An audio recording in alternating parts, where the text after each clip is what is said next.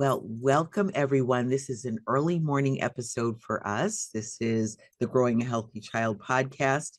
And I have the absolute pleasure this morning, like deep honor, to speak with Senator Koehler from Illinois. He, along with Representative Cyril Nichols, shepherded and got this school breakfast and lunch act amendment passed in Illinois, which allows children to request a plant-based lunch. So before we get started, let me just read what this says because it's super concise and really amazingly elegant in how it's written, right? So it says, it amends the School Breakfast and Lunch Program Act. As a part of the school lunch program, it requires a school district to provide a plant-based school lunch option to those students who submit a prior request to the school district requesting a plant-based school lunch option. Like, wow. Usually Pretty bills simple. have a whole lot more in them, Yes. right? Not all legislation is that simple. Yeah, right. So welcome. Tell our audience a little bit about this bill. How did it get rolling? How did it go? Well, actually, I have to give credit to the House sponsor. They're the ones that started it, and I picked it up in the Senate. Being a pescatarian, having gone from being a vegan to vegetarian to now pescatarian, healthy food has always been very important to my wife and I, and to our granddaughters as well. So, had a granddaughter who's in high school. I have a granddaughter, and she wanted to have plant-based lunches as well. So I kind of reflected on this through her. I think kids ought to have that option as we see more and more information being out there just about you are what you eat, and kids I think are starting to reflect on that more, understanding that what you put into your body is going to have long-term impacts in terms of whether you're healthy or not. And so the more we can create this kind of awareness and have kids develop healthy eating habits early on in life. I mean, I wish I had done that. We all kind of went through the junk food phase and got to the different places we are. But the older I get, the more important it is for me to really be aware and conscious of what I'm putting in my body, because it has a very direct link to what kind of health I have, what kind of, just what kind of overall, outlook on life I have, really. And so this is important to start this at an early age. Really, really good. So true. I was just reading a report of some research that came out, I think it was in this past summer, June or July. And it was saying that for pregnant women who have a very low fiber diet, and you and I know, a lot of people know, the only place you get fiber is from fruits and vegetables, whole grains, beans, nuts, and seeds, right? Mushrooms. For pregnant women who do not eat fiber or very low fiber during their pregnancies, they're seeing now 3 years after the child's born, when the child is 3, that the child has developmental delays, learning disabilities, just fine motor movement difficulties, delays in these areas. So the importance of eating healthy food cannot be overstated. Impossible, right? We also know in our society that we eat so little fiber. So much of our food has been stripped of fiber. I think this same report, right, was saying that about 100,000 years ago, when people were still just foraging mostly, right, they were eating about 100 to 200 grams of fiber per day. Now in America, we eat maybe 10 to 15 grams per day. And it's showing up as different effects, It's really, really very powerful. So you were saying that you have been a vegetarian and a pescatarian, and did you say vegan also? A vegan, yes, yeah. This started back in 2003 or so. I was the director of the Peoria Area Labor Management Council, and so I dealt with unions and companies, and healthcare was one of the big issues always at the bargaining table. And so we did a lot of work around that. Did the usual things of trying to get better pricing at hospitals and with physicians and pharmacies. But we also took a direction where we said, why don't we try getting healthy? Maybe that would be something to look at. And so we actually brought in Dr. Hans Deal, who had a program out of Loma Linda, California, called the CHIP program. Right. And so we offered that. It's a 12-week course. And he talked about, trying to eat foods in their natural states. And really there are four essential food groups. You have beans, legumes, fruits, vegetables, and whole grains. And meat was really to be kind of an extra, or not the main part of your plate, but just kind of an aside. We took people through this course, and my wife and I went through the course. And I've traditionally had high blood pressure, and so we said, well, maybe it's time really to become vegans and see if this is going to have an impact. I hadn't eaten red meat for a long, long time just because of my high cholesterol. Within 6 weeks after we adopted a vegan diet, my cholesterol dropped 100 points. Wow. In that 6 weeks. Mm. And so I said, yeah, there's a direct correlation here. And so we became, pretty serious about this. My lifestyle in Springfield is such that I've had to add fish into my diet because the Midwest is not acclimated really to a lot of plant-based foods. More and more, though, it's coming. And so eating salmon or a piece of cod was a good, source of protein. And so, going out to restaurants every night and that type of thing, I just had to adapt that. But we still try to watch very closely what we eat. We're trying to cut our meals down to now just 2 meals a day because we don't need all the calories as you get older.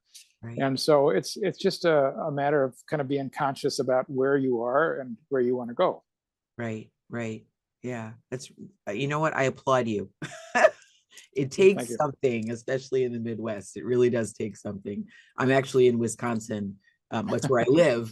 And the nonprofit is focused kind of in Illinois. But being in the dairy state, it takes something. It really does. Yeah. So tell me about this amendment.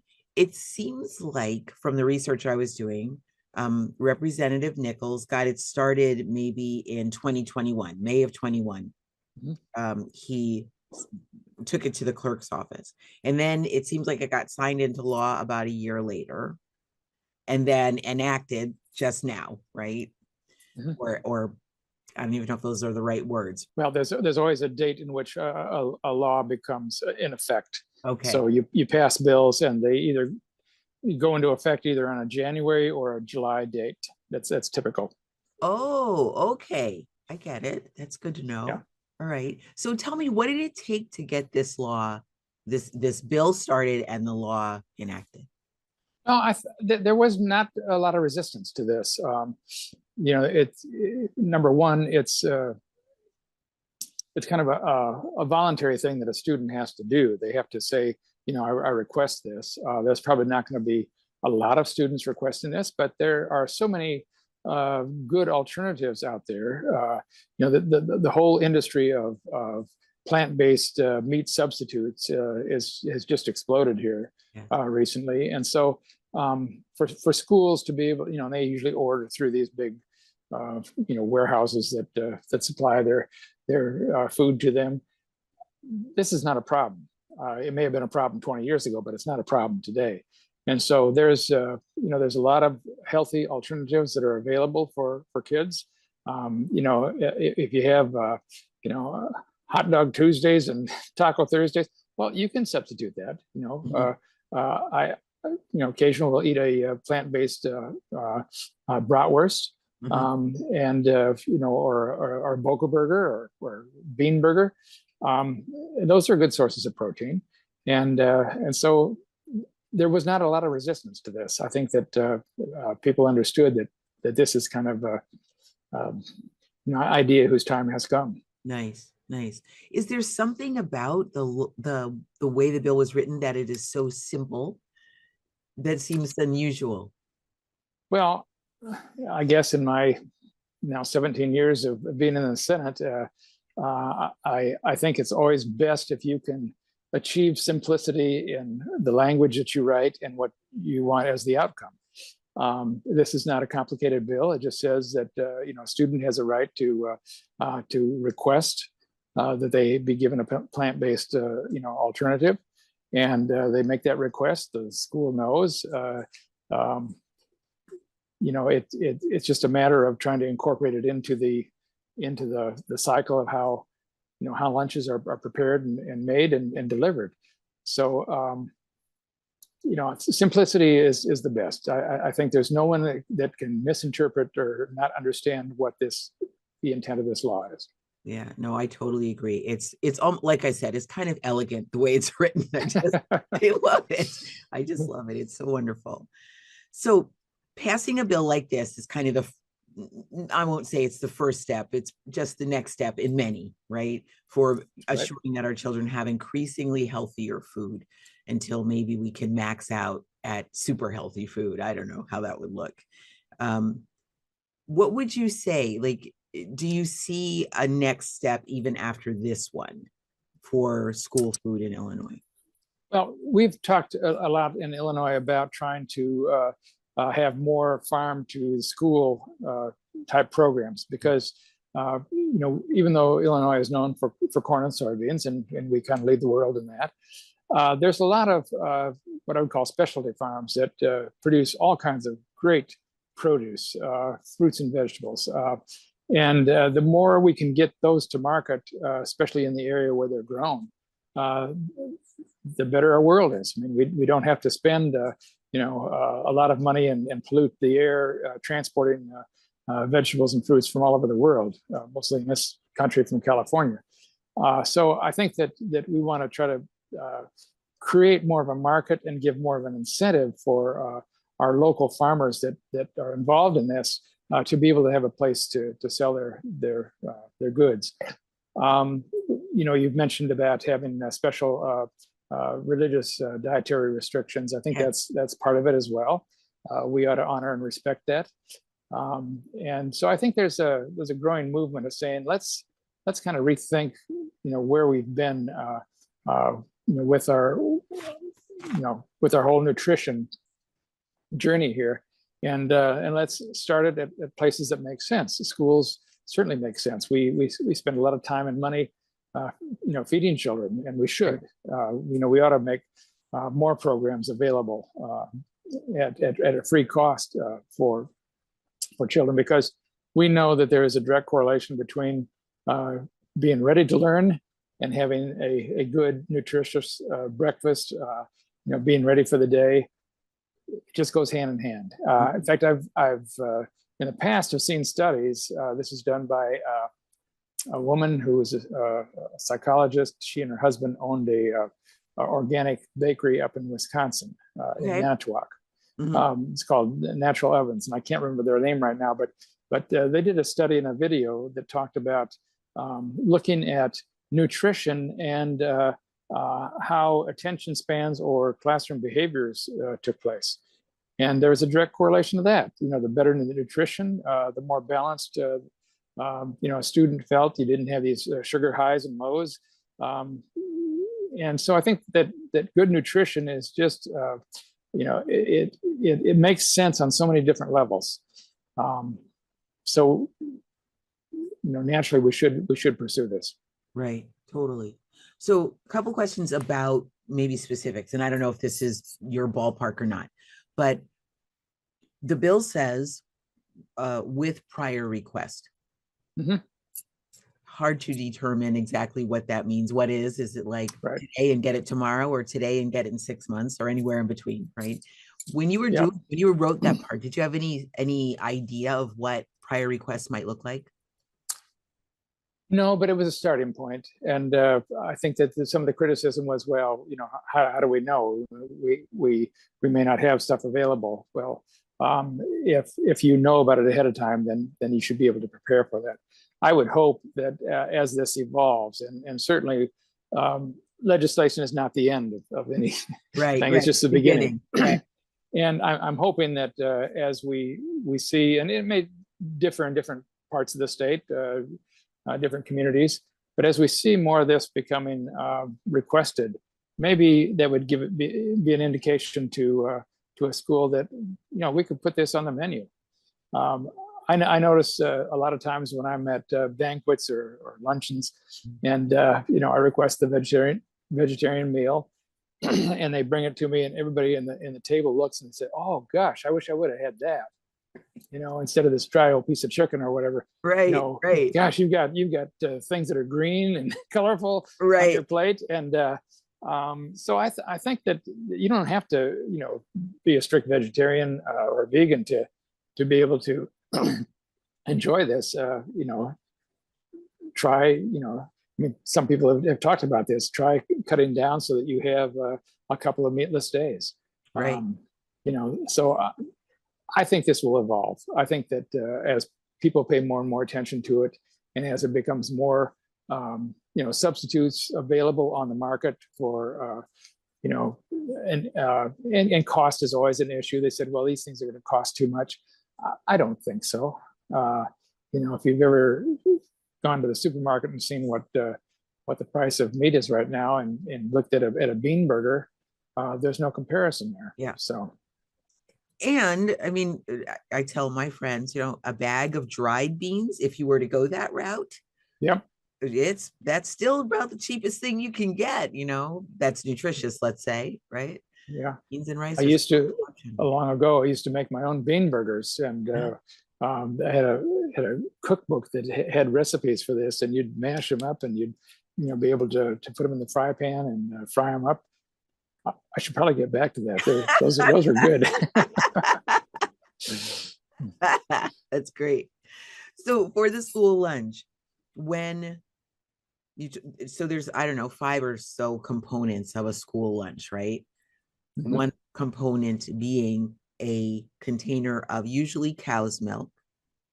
So in the case where the child or the parent is requesting a plant-based lunch, did you anticipate it also including a non-dairy milk? I don't know that I did anticipate that, to tell you the truth. But certainly that's that, and I would think most schools would offer that, because there's a lot of students that are lactose intolerant. Yes. And so and one of the things that I've seen just through my own grandchildren primarily, is because I have a granddaughter that's highly allergic to peanuts. That there are more sensitivities now, just across the board in terms of people with allergies, and you always see on the labels now, and we've done a good job at the federal level of making sure that we label things that say this was produced in a plant that has nuts, yes, or other kinds of materials there. So again, I think this is just the start, and so as we evolve in this, we hopefully will have more selection of healthier substitutes to be able to offer. Yeah, I'm just so grateful that you and Representative Nichols pulled together and got this one to go through. So I am 100% plant-based all the time. And I was one of those kids. I'm sure I still am one of those kids who's allergic to dairy products. I know I am, in fact. It doesn't even show up as lactose or digestive issues for me. It shows up about 72 hours after I consume the thing, the milk, the cheese, the cheesecake, the whatever the thing is.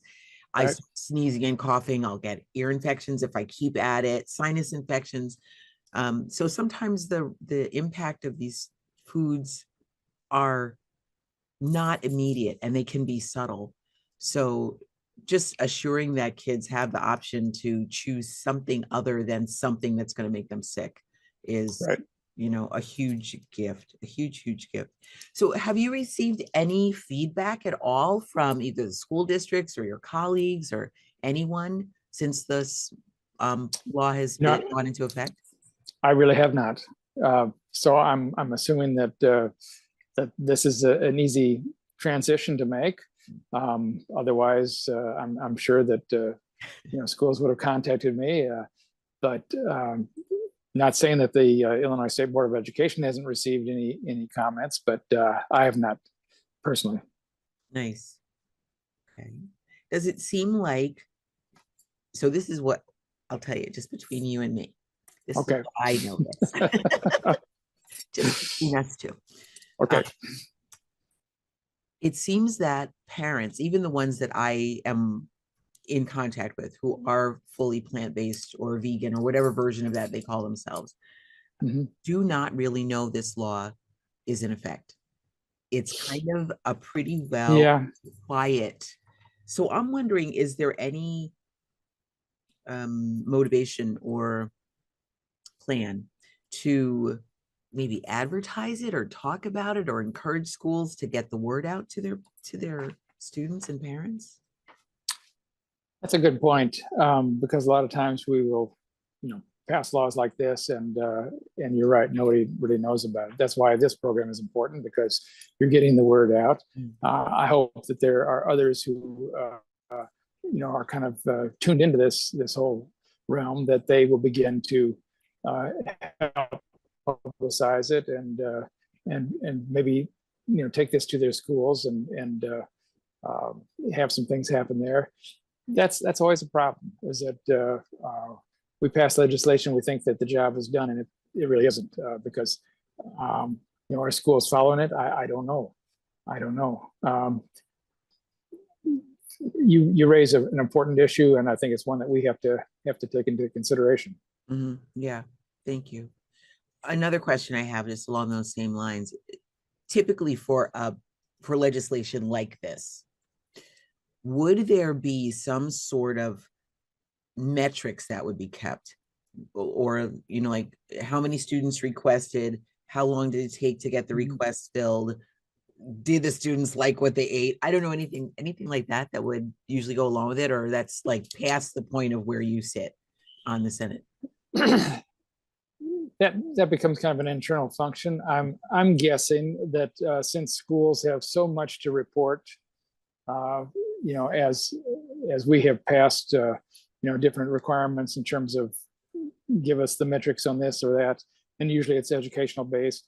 I would kind of be inclined to guess that schools probably take the path of least resistance and just say, let's just do it. Yeah. Let's just have a plant-based alternative available.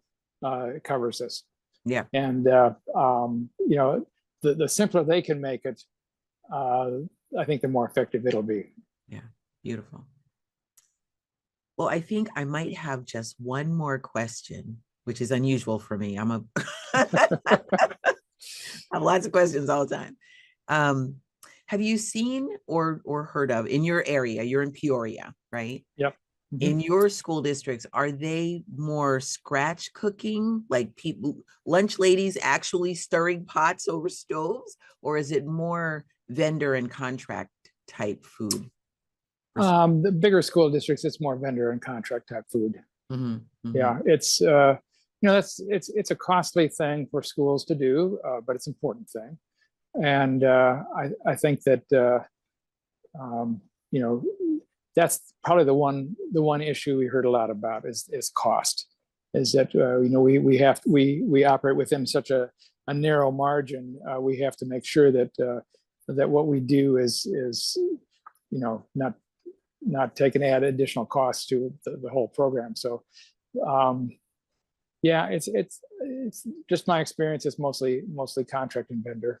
Yeah, that's what we see here too. I'm closest to Lake County, Illinois.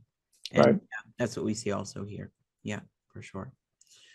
All right. Well, I think that's all of my questions. Do you have anything that you would like to add as we wrap up?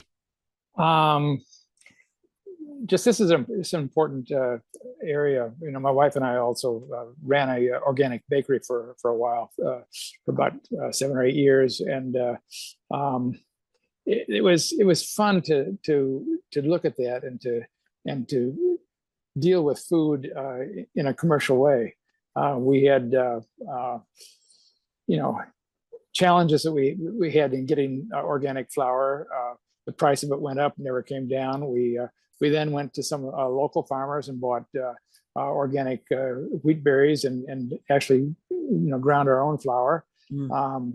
We had our multigrain bread had 6 grams of fiber per slice. Wow. We were trying to do, and I enjoyed it. It was more of an avocation than it was a vocation because we both had had other jobs. But it was good to kind of tap into a community of like-minded folks because we were at farmers markets every week. In fact, sometimes during the summer we were doing 4 or 5 farmers markets, and you get into relationships with other folks that are doing similar kinds of things. It may be with especially farms, growing fruits and vegetables and bringing those to market. But there's a whole community out there that is really paying attention to this, and so I kind of take it on as part of my challenge, being in government, to help create markets and opportunities for those kind of businesses to thrive and survive.